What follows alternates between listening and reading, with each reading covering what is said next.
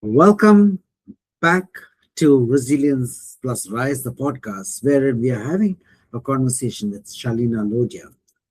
In our previous conversation, we had spoken, or she had spoken about the challenges right from birth until a few years back, the journey that she had taken, the challenges, whether it is about the in its own way, the parental alienation, whether it is about the abuses that she has gone through, whether it's the bullying that she's gone through, hatred in its own way for her own self that drove her towards drugs and alcohol and all the other things and looking out for a validation. But there were things which happened. And when she realized that the pain that she has gone through, she wants to help others to get away from the pain or help in that journey. And with that came in Shalina the counselor. Welcome to Resilience Plus Rise. I'm back. Yes. So Shalina, you have been, especially guys, I will be putting out Shalina's information in the post down below. Do have a look onto her TikTok or on her YouTube. And as I mentioned, she goes by on YouTube Sedate. I will be putting that information also. And the singer, she's got some pretty wicked lyrics. I'll tell you that. But the more important is that if you look at her TikTok, wherein she stands so strongly against abuse, whether, and especially for girls being abused or female or ladies who accept abuse from their spouses or their partners. And she says that, why are you right in just accepting what is there? Because she has seen it. So, Shalina, you have gone through many of these challenges that now you've become a beacon to many things.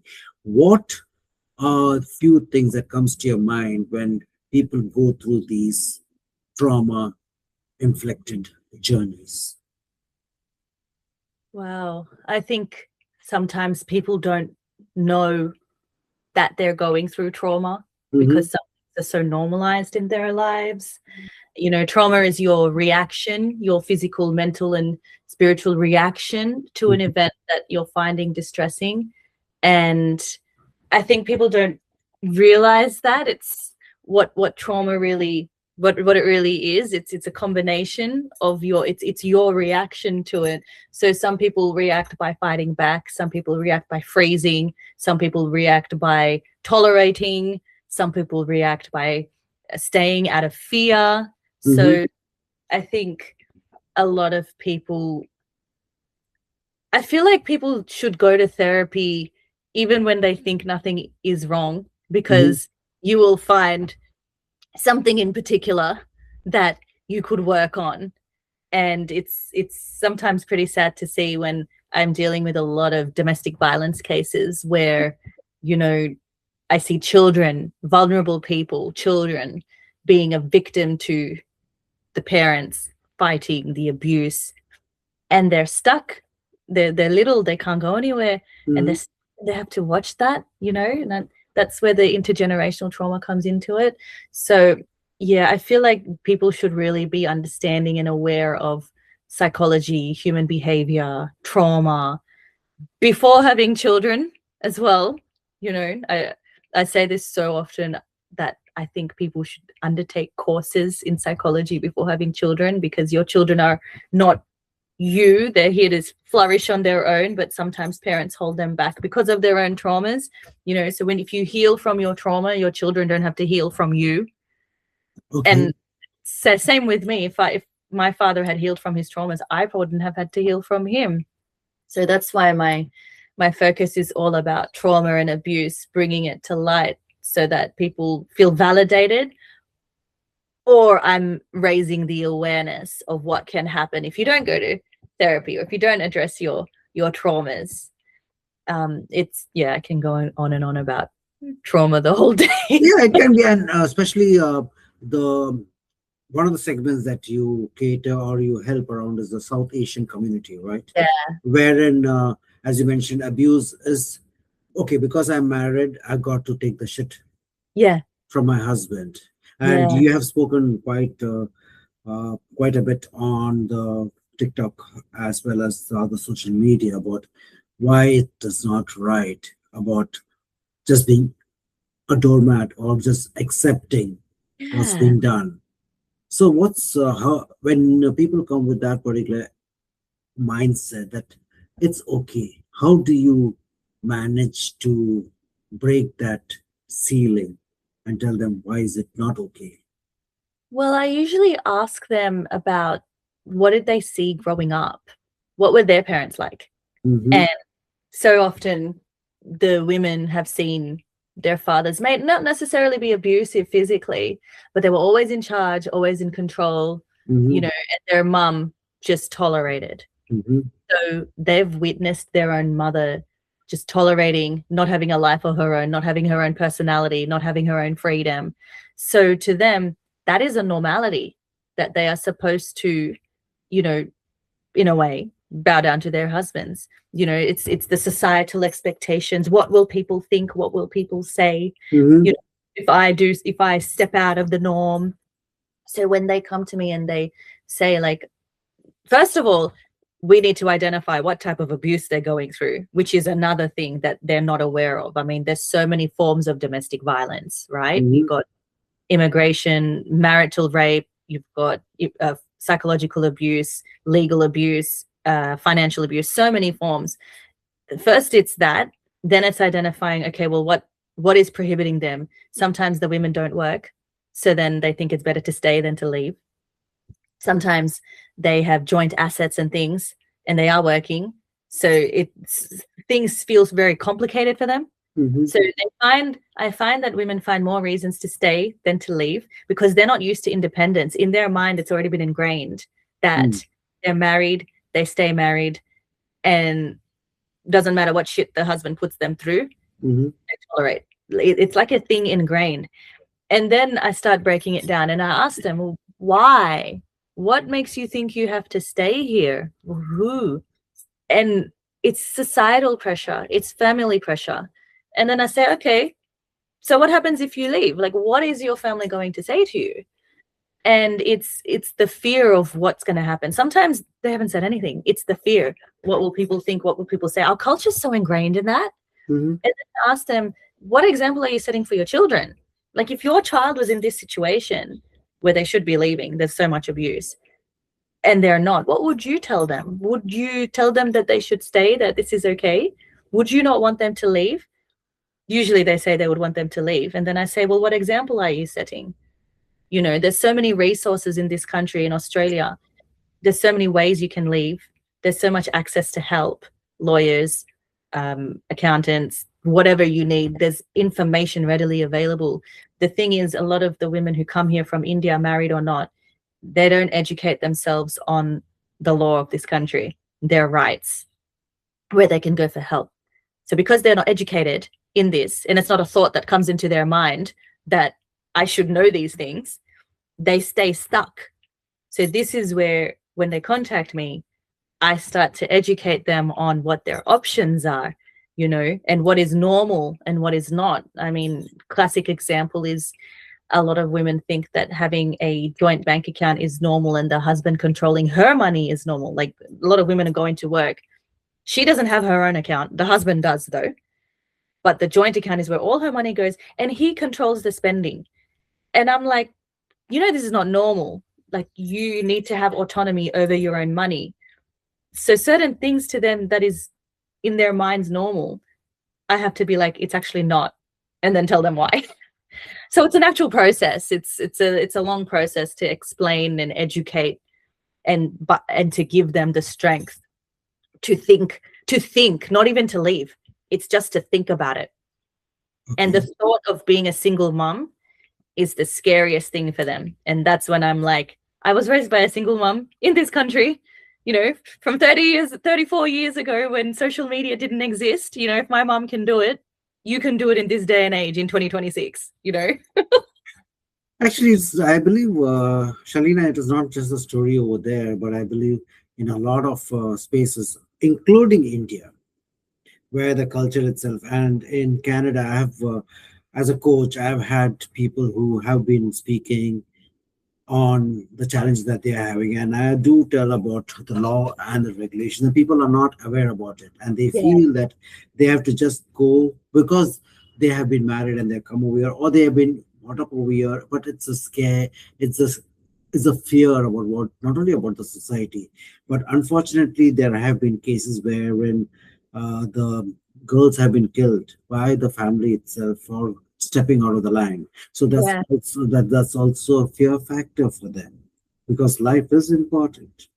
But again, it's they're already having a slow death by itself. Yeah. So, and it comes to the choices what they're making, what they're doing. Yeah. It's the confidence, though. A Mhm. lot of women don't have the confidence to make decisions on their own, Mhm. to leave, to be a single parent. They're not confident in money management. They're just not confident in many aspects of life. So for them, it's they'd rather stay than develop the confidence. And then it's like, well, why are you not? These are life skills. You need to know them. It's like Mhm. cooking is not just for women. Men need to cook too. What are you going to do? Start? Like it's a life skill. It's not a gender role. So is, financial independence and learning about the law and learning about how to be independent. It's a life skill that I don't think some women are taught.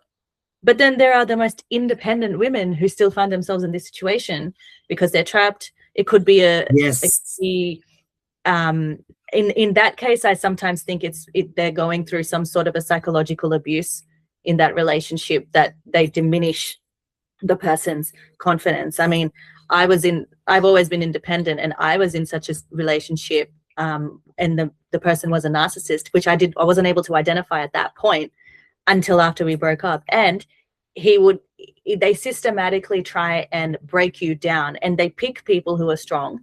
So certain narcissists will pick strong women because it's like a thrill, it's like a challenge for them to break down a strong person. That for them gives Mhm. them thrill. So I think sometimes strong people are targeted for their strength, and it's a game for these people to break them down. And that's what happened even to me. And my mom was like, man, what happened to you? Like, you're always so strong, you know? But they break down your confidence. They manipulate you, they use certain tricks, and they break down your confidence. So that's where the most independent women can also end up in these situations with the psychological manipulation. Because if financially they're independent, if they're independent in every other way, how do you break them down? You use psychology. So one of the threads which I've been hearing is whether they are in a relationship, married or otherwise, and whether they are in different types of abuse, or whether it is true or narcissist type of a relationship. There is also a loss of confidence. What would you, if I ask you, what could be around 3 to 5 steps for, it could be ladies, but also guys also could be in the same particular thing. What, as per in your experience, could be 3 to 5 steps that people could get themselves to be more confident, more assertive, and more stronger in who they are? Would you have some of those particular elements that comes to your Do you mind? mean do you mean if they're in an abusive relationship? It could be an abusive relationship. It could be their own sense of confidence, their own sense of, let's put it as the self-worth. Yeah, yeah. So how would you build up that particular, I would even, say start yes. journaling, because when you journal, I mean, you are journaling your reality as you experience it, which is also journaling what is happening in your relationships. Mhm. And the reason I say that is because sometimes in your relationships, the person that you're with may try to make you feel like you're crazy, or that certain things did not happen, like gaslighting, for example, when they try and derail your reality and question your sanity and your reality. So when you're journaling, and you're journaling things as they happen, arguments or whatever it is, whenever that person tries to make you think that you're crazy or doubt your own self, you can Mhm. go back to your journaling and say, no, this is actually what happened. Like, I'm not going to question the reality, because that's where your confidence will Oh, start coming from, okay. because you know I would also say go to therapy, because the therapist can help you build your confidence up. That is such a major part of gaining self-confidence and self-worth, again, is actually speaking with a therapist. Surround yourself with friends and family who you trust.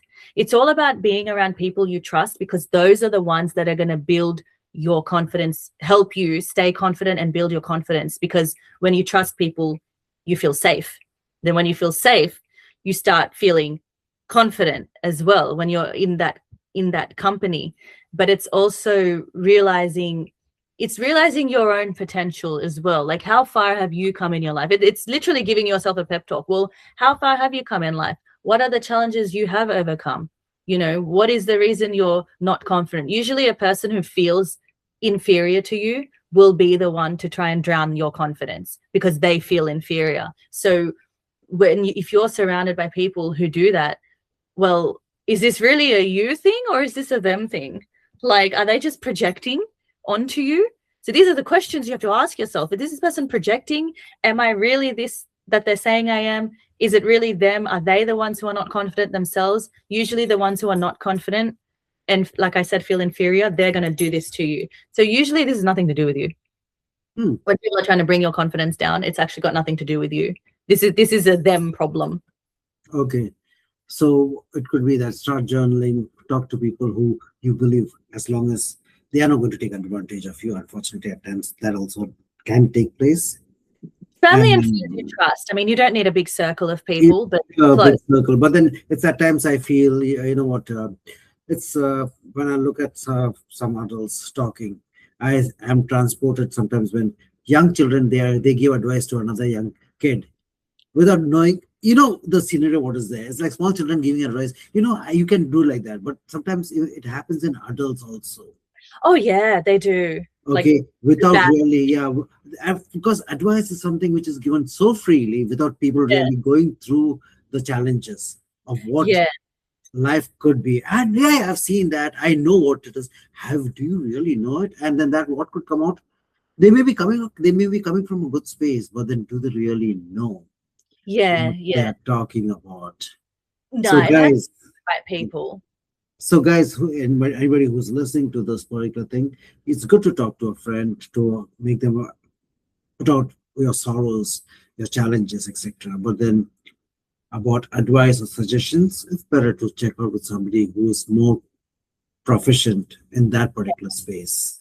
Yeah. Yeah. Like, that's why I mentioned therapy, going to therapy, speaking with a professional. There's so many self-help books you can read. If you're not ready to go to therapy, not everybody wants to do that. I understand. There's a Does lot of, any book does any book come to your mind? in particular, no, not well. Recently, I've been reading "You Can Heal Your Life" by Louise Hay, but I That's like beautiful. Yeah. the combination of healing your body and your mind. Like, for Mhm. me, it's never just one thing. Because so much trauma gets stuck in your body. For example, I have a thyroid problem, right? But my underactive thyroid is linked to growing up when I didn't have a voice to speak up for myself. Mhm. So I truly believe one of the underlying causes of my thyroid, which is is a physical autoimmune condition, is the stress and the anxiety and the trauma I went through as a child. So certain things that we go through physically, trauma stay stored in your body. So this is why you have to move. This is why exercise is so important. Wonderful. Diet, exercise, everything is so important. So for me, that book comes to mind because it's holistic. And I think mental health and therapy, and when you're wanting to heal, it's holistic. It's not just I want to heal my brain, or my mind, or my trauma. It's A to Z. It's salutogenic. Mind, body, and soul. And when you said about voice, let's move into something which is one of your favorite. Sedate, the singer, the producer of music. And guys, you got to listen to some of her songs. It's quite, I mean, it's wonderful.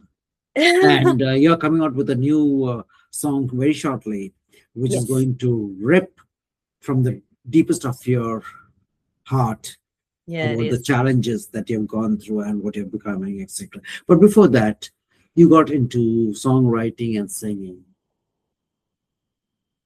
How did that happen, or what's the journey like?